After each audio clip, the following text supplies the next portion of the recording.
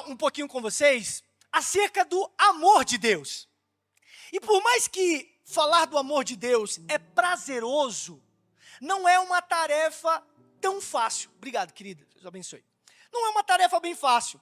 Certa feita, um poeta disse assim, ainda que todos os mares fossem tintas, ainda que todas as nuvens no céu fossem papel, todas as árvores existentes fossem penas, e todos os homens da terra escritores, jamais seríamos capazes de descrever o amor de Deus por nós. Então, ao mesmo tempo que é muito prazeroso, é bem complexo falar do amor de Deus, mas eu creio que da forma que nós vamos ministrar, vai ser bem simples, tá? A minha intenção com o sermão dessa noite é que ele afete diretamente a forma na qual vocês vão se relacionar com Deus. Eu sempre ensinei um princípio para Eloá. Se você chegar na minha filha e você perguntar para ela com 7 anos de idade, Eloá, qual é a coisa mais importante da vida? Ela vai dizer para você, amar a Deus acima de todas as coisas. Só que para amar a Deus acima de todas as coisas, nós precisamos entender o tamanho do amor de Deus por nós. Porque aí a nossa entrega para Ele será muito mais prazerosa. Então essa é a minha intenção, que partindo da idade que vocês têm, vocês possam mergulhar de forma mais prazerosa no Senhor, na renúncia e na obediência. E tem prazer em tudo isso, eu vou falar para vocês. Eu quero ler com vocês João, capítulo 3, versículo de número 16, Evangelho de Jesus Cristo, segundo escreveu João, capítulo 3, verso 16, eu vou ler numa versão NAA, se a galera for colocar aqui na tela, eu vou ler na versão NAA, que é a mais conhecida por nós, tá certo?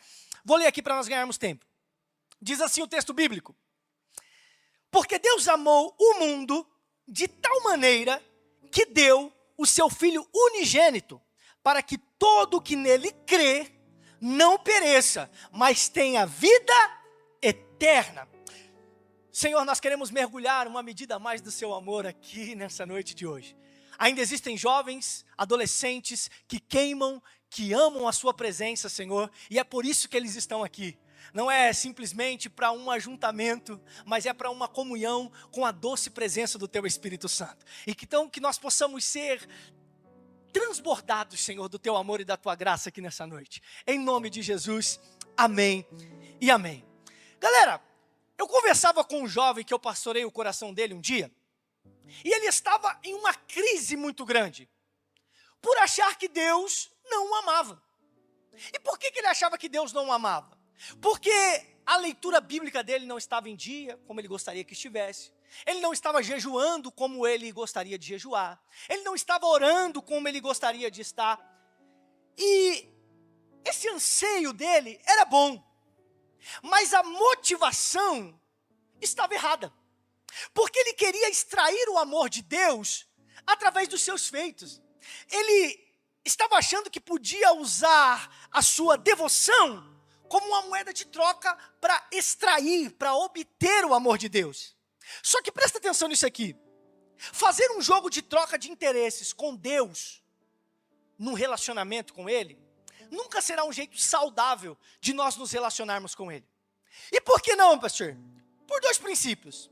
Primeiro, porque o Evangelho não é sobre o ser humano, não é sobre o jovem, não é sobre o adolescente indo até a Deus com as mãos cheias de obras, a fim de reivindicar uma coroa, reivindicar um direito, tomar posse de algo. Evangelho é sobre um Deus que se fez homem. Evangelho é sobre um Deus que deixou o seu trono de glória, deixou a sua coroa de glória e assumiu um lugar em meio aos pecadores. Ele troca o seu trono de glória por uma cruz em meio aos pecadores. Então, em matéria de entrega, nós nunca vamos conseguir entregar mais do que Deus.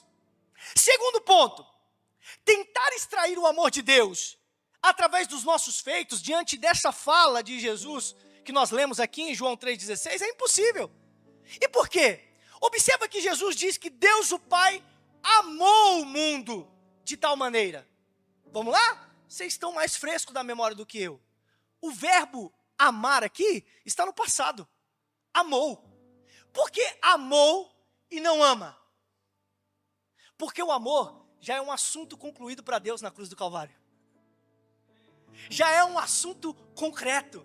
Não é que Deus ele te amou e ponto final.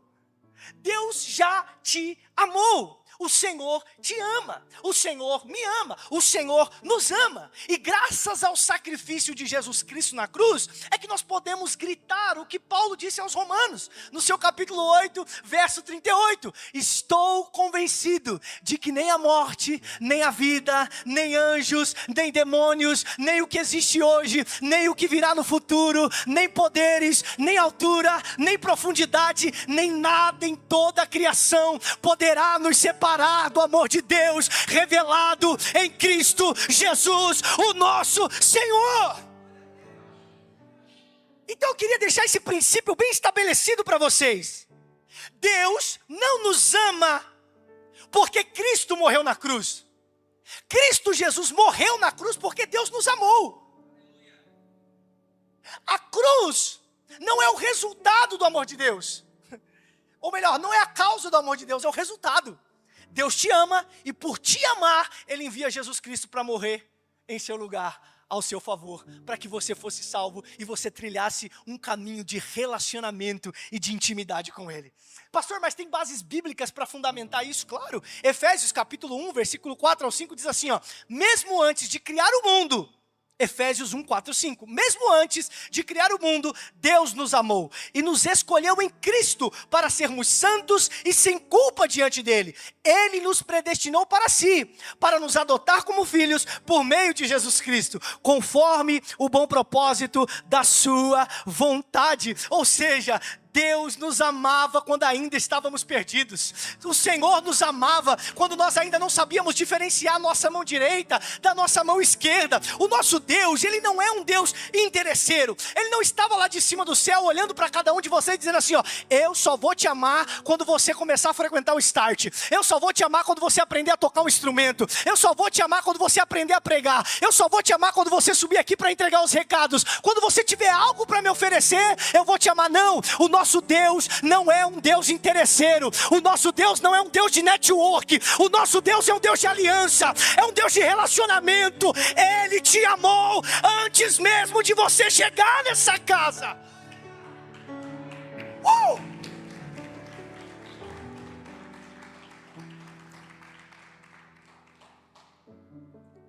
O Senhor te amou. Esse é o primeiro ponto desse sermão.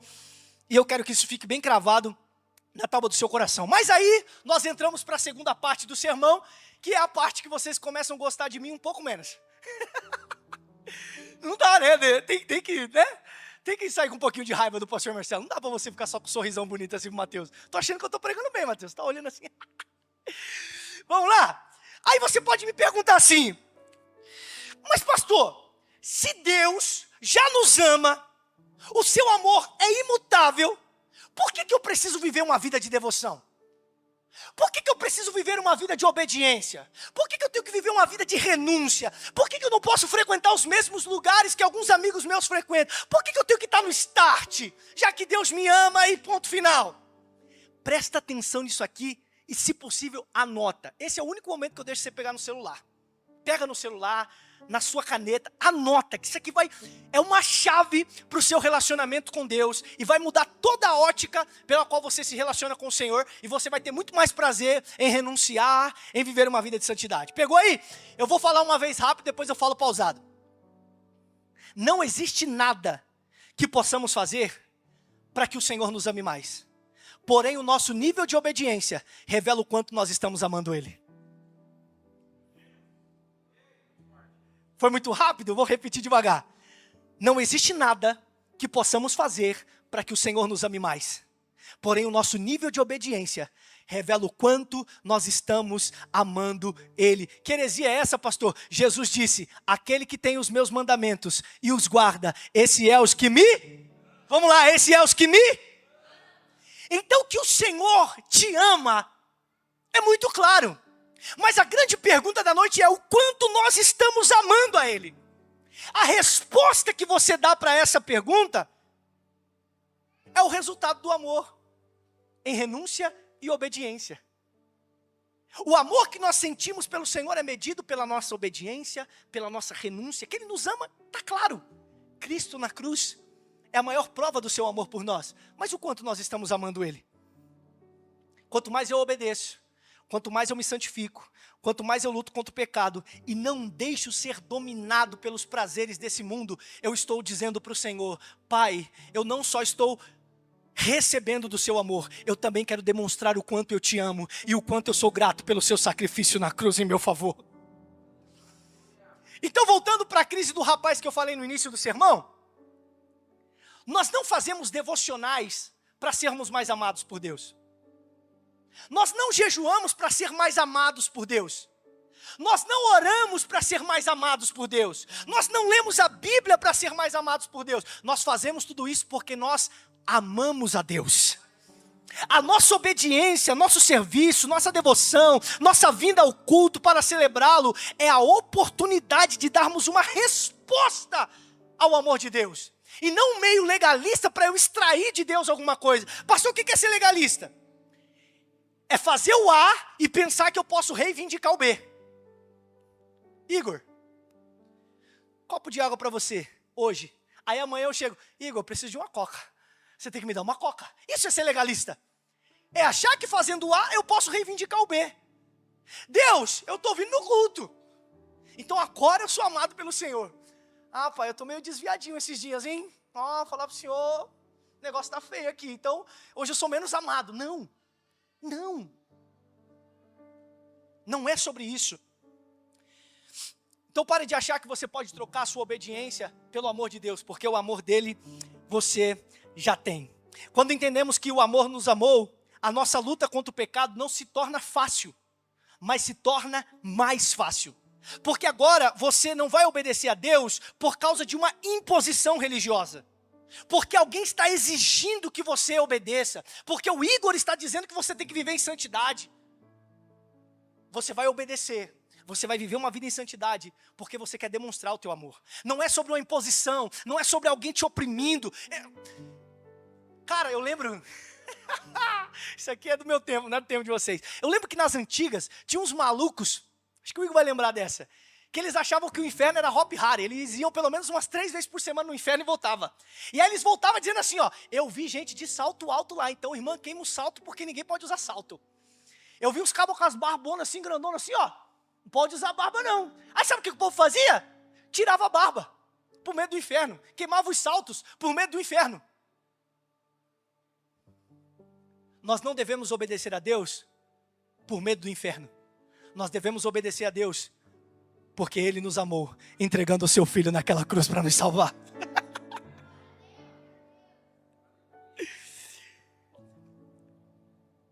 Pedro, depois do sermão de Jesus, diz assim: Igão, para quem iremos nós? Se só tu tens as palavras de vida?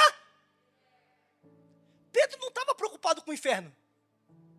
Pedro estava preocupado com a vida eterna. Ele estava preocupado em passar a vida eterna com o seu Senhor. Ele estava preocupado em passar a vida eterna com o seu Salvador, com o Rei do seu coração, irmão. Então nós não estamos com o Senhor por isso. Estamos com o Senhor porque da boca dele saem as palavras de vida. É da boca dele que saem as palavras que nos faz ter um propósito, um sentido, um norte. É por isso. Quando acessamos esse entendimento, passamos a obedecê-lo, não por uma obrigatoriedade. Escute isso: viver um evangelho de renúncias por imposição e obrigatoriedade é cansativo demais, cara. E nunca será o melhor caminho para se relacionar com Deus. Eu vou exemplificar isso aqui através de uma história mitológica que eu gosto bastante, chamada O Canto da Sereia. Havia uma ilha, Mateusão, cheia de sereias. Todos os marinheiros que atravessavam por aquela ilha eram hipnotizados por aquelas sereias. Quando eles não colidiam com seus barcos nos rochedos, eles pulavam dentro das águas. E quando eles caíam nas águas, aquelas sereias demoníacas devoravam eles vivos. Aí um dia, um cara por nome de Ulisses precisou passar pela mesma ilha. Só que Ulisses, ele era um marinheiro esperto, um homem inteligente. E aí ele falou assim para os seus homens: vamos fazer o seguinte, vamos colocar cera nos nossos ouvidos, porque aí nós não vamos ouvir o canto da sereia e não seremos hipnotizados por ela. Só que Ulisses era um cara curioso. Ele falou: não, vamos fazer diferente. Falou para os seus homens: vocês vão com ceras nos ouvidos e eu vou sem. porque eu quero ouvir o canto dessas sereias. Mas Ulisses, você vai ser hipnotizado. Não, vamos fazer o seguinte, pegam cordas e me amarrem no mastro do navio, bem forte. E não importa o que eu disser para vocês, não me soltem. Eles atravessam, Igão. As sereias começam a cantar. Ulisses é hipnotizado. E ele só não se lançou nas águas, porque ele estava amarrado por cordas externas. Mas Ulisses passou a vida inteira perturbado com o canto daquelas sereias. Porque o que prendeu ele dentro do barco não foi nada interno. Foram só cordas externas. Pastor, o que isso tem a ver comigo? Quando aplicamos isso na nossa vida cristã, sejamos sinceros, a maioria das vezes agimos como Ulisses na caminhada. Muitas vezes o que nos prende no barco chamado evangelho não é nada interno, são só cordas externas. Muitas vezes não é o amor de Deus, não é o amor que desenvolvemos com a pessoa de Jesus que nos faz permanecer obedecendo. Às vezes são só obrigações externas, demandas externas, medo, religiosidade. Quando isso acontece? Quando eu estou cheio de vontade de pecar. Mas aí eu me lembro que se eu pecar, eu vou ter que ser afastado das atividades da igreja. Isso são só cordas externas. Isso não vai ser capaz de te manter no barco chamado evangelho. Não, eu estou louco para fazer um monte de besteira da minha vida. Mas se eu fizer, aquela irmã fofoqueira vai contar para todo mundo e aí minha reputação vai por água abaixo. Cordas externas. Isso não vai ser capaz de manter o nosso relacionamento com Jesus. Eu estou como Ulisses, louco para cortar as cordas, sair daqui. Mas se eu fizer isso, eu vou para o inferno. Cordas externas. Mas essa é a noite de nós cortarmos as cordas externas e aquilo que nos mantém no barco seja o amor precioso de Jesus Cristo de Nazaré. Tá, pastor, mas como nós vamos nos manter no barco sem que seja por esses motivos externos? Existe uma história complementar a essa e eu encerro com ela. Um dia Jação precisou passar pela mesma ilha que o Ulisses passou.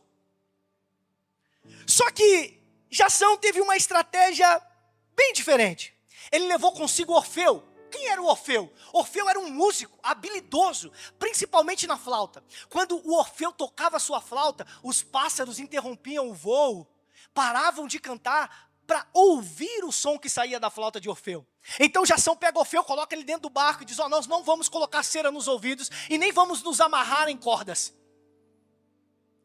Quando nós estivermos chegando perto da ilha, comece a tocar a flauta, Orfeu. Quando eles estão chegando perto da ilha, as sereias começam a cantar e Orfeu começa a tocar a sua flauta. E sabe o que acontece? Era impossível Jação e os seus homens prestarem atenção no canto das sereias, enquanto o talentoso Orfeu fazia melodia na sua flauta. Então eles atravessam aquelas ilhas sem cordas externas, sem ceras nos ouvidos e sem nenhuma corda os prendendo. Consegue enxergar a diferença? Eles não estavam loucos para pular do barco como Ulisses estava. E por que não? Porque eles tinham algo bem melhor dentro do barco. Eles sabiam que o som entoado dentro do barco era muito mais nobre, muito mais precioso do que o canto daquelas sereias.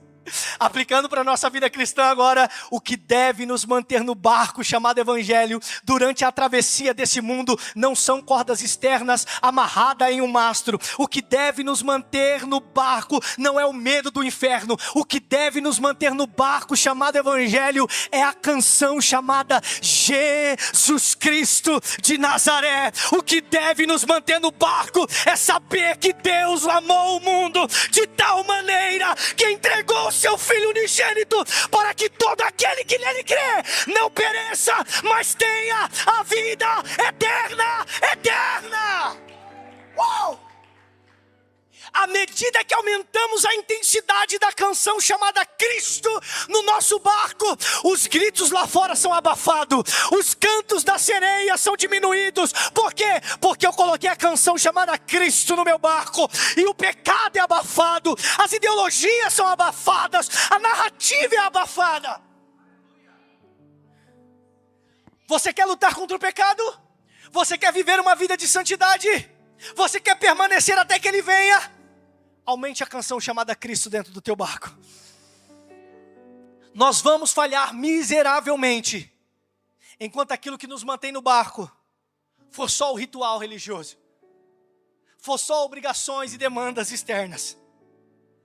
Não sei se você sabe, mas existe um Jação na Bíblia, mais conhecido como apóstolo Paulo. E um dia lá em Atos 9, ele teve um encontro com Jesus. E sabe o que ele fez? Colocou Jesus dentro do seu barco. Aumentou a canção. E quando ele estava tomado por aquela doce presença de Jesus, ele escreve aos Filipenses, no capítulo 3, versículo 7. O que para mim era lucro, passei a considerar como perda, por causa de Cristo. Mais do que isso, considero tudo como perda comparada à suprema grandeza do conhecimento de Cristo Jesus, o meu Senhor, por quem perdi todas as coisas. Eu as considero como esterco para poder ganhar a Cristo e ser encontrado e achado nele. Escuta isso, Jesus não é o concorrente do seu pecado. Jesus é muito mais nobre que o seu pecado. Jesus é muito mais excelente do que o pecado. Jesus é muito mais nobre do que qualquer canto que tem tentado te atrair lá fora. Se entrega para Ele, pare de correr, se lance no relacionamento, se lance. Fique de pé. Eu ainda acredito em uma geração de jovens e adolescentes apaixonados pela pessoa de Jesus Cristo de Nazaré. Eu ainda acredito em uma geração de jovens e adolescentes que vão queimar pela pessoa de Jesus. Eu ainda acredito em uma geração de jovens e adolescentes que quando alguém disser assim, vamos fazer tal coisa, você vai dizer, não, não quero. Mas por quê? Porque você não pode, o seu pastor não deixa, o seu líder não deixa, é por isso que você não vai fazer. Não, não é por causa de nada disso, é porque eu encontrei alguém mais nobre, eu encontrei alguém mais precioso, eu encontrei alguém mais excelente, e é por isso que eu deixei de lado todas as coisas. Não é sobre uma religião, não é sobre uma imposição, não é sobre uma obrigatoriedade, é sobre o sacrifício de Cristo na cruz do Calvário.